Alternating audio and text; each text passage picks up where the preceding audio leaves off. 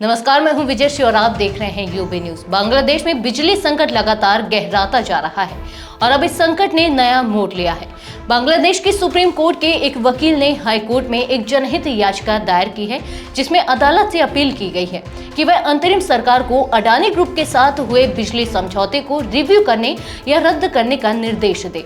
यह याचिका बांग्लादेश के बैरिस्टर एम अब्दुल कय्यूम ने दायर की है, जो एक अहम मुद्दे को लेकर अदालत में पेश हुए हैं।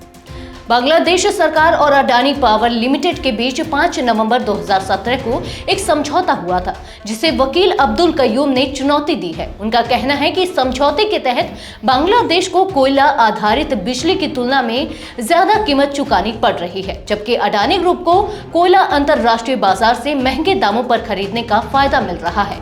उन्होंने कहा कि यह समझौता जनता के हित के खिलाफ है, क्योंकि बांग्लादेश के लोग और उद्योग इससे प्रभावित हो रहे हैं। अब्दुल कय्यूम ने अपनी याचिका में दावा किया है कि इस समझौते के तहत बांग्लादेश को लो ग्रेड कोयला सप्लाई किया जा रहा है, जबकि इसकी कीमत अधिक रखी गई है। साथ ही उन्होंने कहा कि अडानी ग्रुप के साथ किए गए इस समझौते में कोयले की सप्लाई की लागत भी बांग्लादेश से वसूली जा रही है, जो कि बेहद महंगी है। उनका कहना है कि इससे बांग्लादेश को मिलने वाली बिजली की कीमत भी बढ़ रही है, जो पहले से ही बिजली संकट का सामना कर रहा है।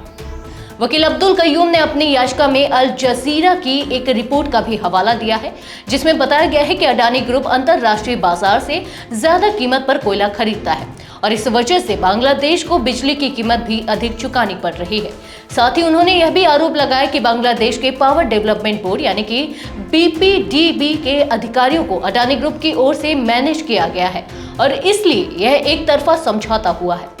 इस याचिका के बाद 6 नवंबर को वकील अब्दुल कय्यूम ने बांग्लादेश पावर डेवलपमेंट बोर्ड यानी कि बीपीडीबी के चेयरमैन और ऊर्जा मंत्रालय के सचिव को नोटिस भेजा। उन्होंने इनसे 3 दिनों के भीतर अडानी ग्रुप के साथ किए गए इस समझौते को रिव्यू करने या फिर रद्द करने की मांग की थी।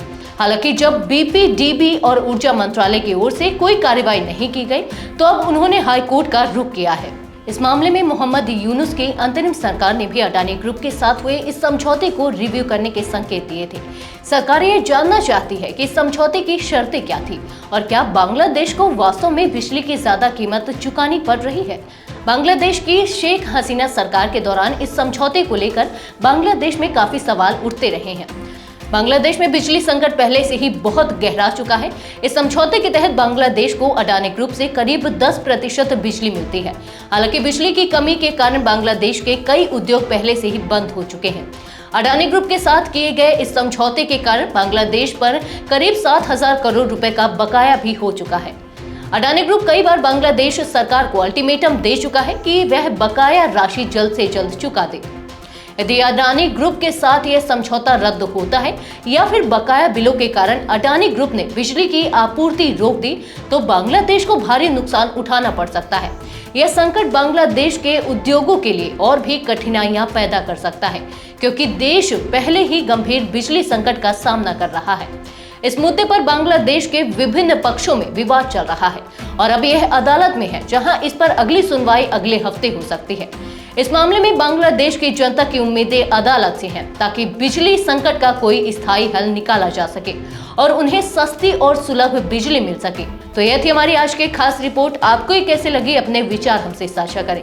इस वीडियो को लाइक और शेयर करें, साथ ही चैनल को सब्सक्राइब करें।